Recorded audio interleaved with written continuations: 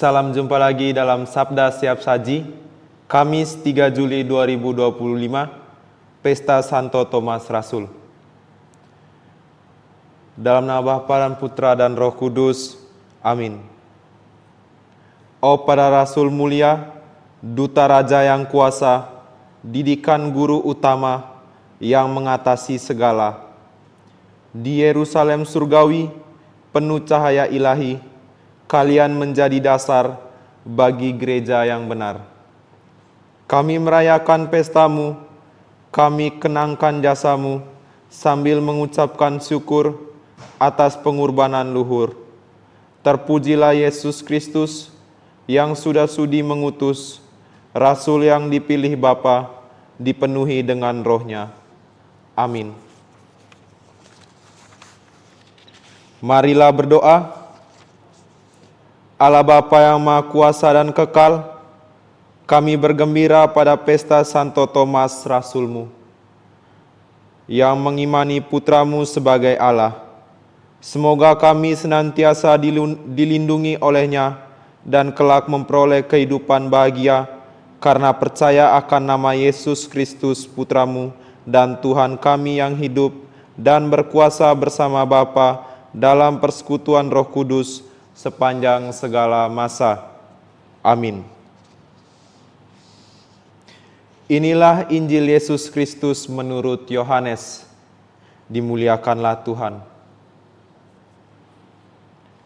Pada hari Minggu Paskah, ketika Yesus menampakkan diri kepada murid-muridnya, Thomas, seorang dari ke-12 murid yang juga disebut Didimus, tidak ada bersama-sama mereka. Maka kata murid-murid yang lain itu kepadanya, "Kami telah melihat Tuhan." Tetapi Thomas berkata kepada mereka, "Sebelum aku melihat bekas luka paku pada tangannya, dan sebelum aku mencucukkan jariku ke dalam bekas paku itu, dan mencucukkan tanganku ke dalam lambungnya, aku sama sekali tidak akan percaya."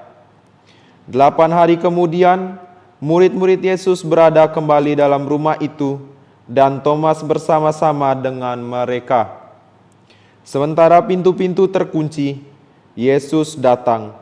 Ia berdiri di tengah-tengah mereka dan berkata, "Damai sejahtera bagimu." Kemudian ia berkata kepada Thomas, "Taruhlah jarimu di sini dan lihatlah tanganku. Ulurkanlah tanganmu dan cucukkan ke dalam lambungku. Dan jangan engkau tidak percaya lagi, melainkan percayalah." Thomas menjawab kepadanya, "Ya Tuhan dan Allah-Ku." Kata Yesus kepadanya, "Karena telah melihat aku, maka engkau percaya. Berbahagialah mereka yang tidak melihat, namun percaya."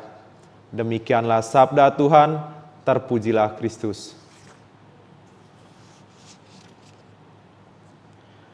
Saudara-saudariku yang terkasih di dalam Kristus, hari ini kita merayakan pesta Santo Thomas Rasul, salah satu dari 12 Rasul Yesus. Santo Thomas dikenal sebagai Thomas yang ragu, karena ia meragukan kebangkitan Yesus sampai ia melihat dan menyentuh bekas luka dari Yesus sendiri. Namun melalui keraguannya, kita diajarkan tentang pentingnya iman dan pengakuan akan kebenaran. Senada dengan hal ini, bacaan Injil yang telah kita dengarkan tadi mau mengajak kita supaya kita dapat melihat bagaimana Yesus menampakkan diri kepada Thomas dan mengajak dia untuk menyentuh bekas luka dari Yesus. Ketika Thomas melihat dan menyentuh, ia mengakui Yesus sebagai Tuhan dan Allah-Nya. Yesus kemudian berkata, "Berbahagialah mereka yang tidak melihat, namun percaya."